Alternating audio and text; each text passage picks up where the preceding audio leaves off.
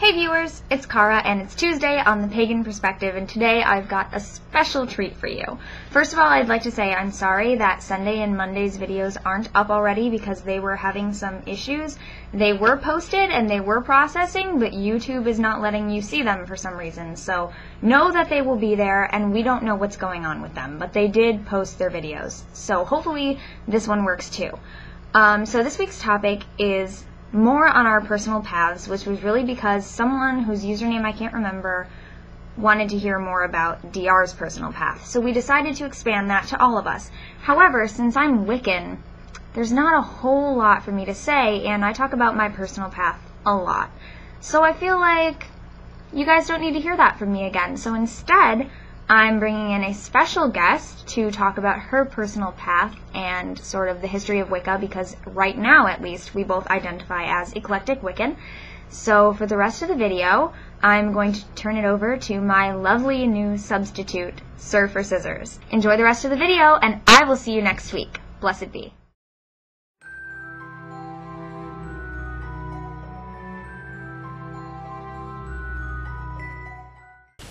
Hi guys, I'm Scissors, and I am the substitute for Tuesdays. For the history of Wicca, there's a lot that can be said, but there are only 3 facts that I feel are the most important, or the really big ones. And you start with the beginning. Wicca was started by Gerald Gardner in the 1950s. And it was brought over to America by Raymond Buckland in the 1960s. And one of the really big events or moments, I guess you could say, in the history of Wicca is that on April 23rd of 2007, the Department of Veterans Affairs in the United States agreed to add the pentacle to the list of accepted religious symbols to be engraved on veteran headstones. So up until that point, if a Wiccan was in the army and died in battle or something, if they died, they could not have the pentacle on their headstones because it was not viewed as valid by the Department of Veteran Affairs. So people fought for it and we won, and it's exciting. So, as for my own history, seeing as the people on the Pagan Perspective might not know me, I get to introduce myself a little bit. I started learning about Wicca actually for a story. And this is going to sound really silly.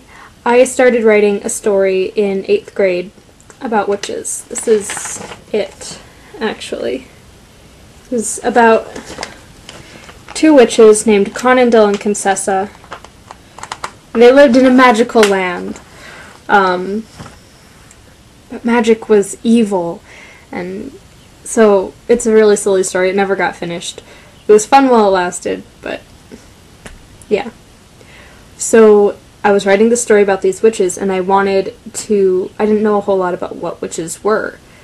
I didn't think that they were real, but I started doing research to get ideas, and I found Wicca. I was surprised, honestly, that witchcraft was real and that people actually believed in it, because my mother had always told me, it's fake, it's not real. So I started reading more because it was intriguing. It's like, wow, there really are people who say that they're witches. So I just continued researching, and the more I looked into it, I thought, I actually believe some of this stuff. A lot of this is me. It's what I have always believed. So I continued studying up until about halfway through my freshman year of high school, and that's when I decided I'm going to do it. This is right for me. This is what I'm supposed to be doing. So I actually found a website. I like structure, so I found a website. I don't remember what the website was, but it gave a list of things to do, like 1st, 2nd, 3rd, 4th, to become Wiccan. It started with read everything for a couple months, just read. And then it was, start using divination and make a book of shadows and all these things. So that just gave me some structure, and I followed that for a year and a day. And then I actually I did not do a self-dedication. I haven't done that yet. So, and a lot of people might think that that's weird. It's just something that I haven't gotten around to yet. I did what's called a seeker ceremony after my year and a day. And that was pretty much saying, this is what I want to do. This is what I do believe. But I'm not binding myself to it. I don't know, because I felt a little bit insecure at that time because I only had been practicing it for a year. Or practicing. You know, I was really just learning. So I did that, and ever since then it's just been full on, it's how I live. And I am in the midst of year number 4. It's a small number, but it seems like a really long time. I started out with a lot of very basic learning, a lot of books from Llewellyn. I read a lot of, can't speak. I read a lot of books by Sylva Ravenwolf. I have a lot of her books, or I borrowed them from friends. I read a little bit of Raymond Buckland, and I just have so many books. I really just read a lot of the basic stuff, and now I'm finally starting to delve into more of the, I guess you could say advanced, more in-depth things. I'm starting to look into specific traditions. I do call myself eclectic, but that's because a lot of the books that I have been reading are very, very general.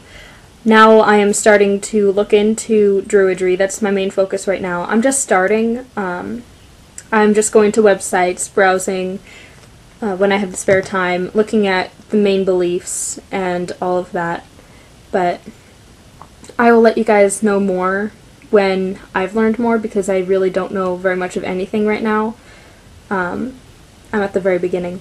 But I like to study different traditions and different ideas. Right now I'm also, the New Age shop by my house is starting a discussion group for just like-minded people, and I'm going to be going to that, so this is a really big time for searching and learning more in depth. So that's what I'm doing right now, is trying to add a little bit more depth to my practice. Also, another little random fact, seeing as Imbolg is coming up, I've never actually celebrated Imbolg.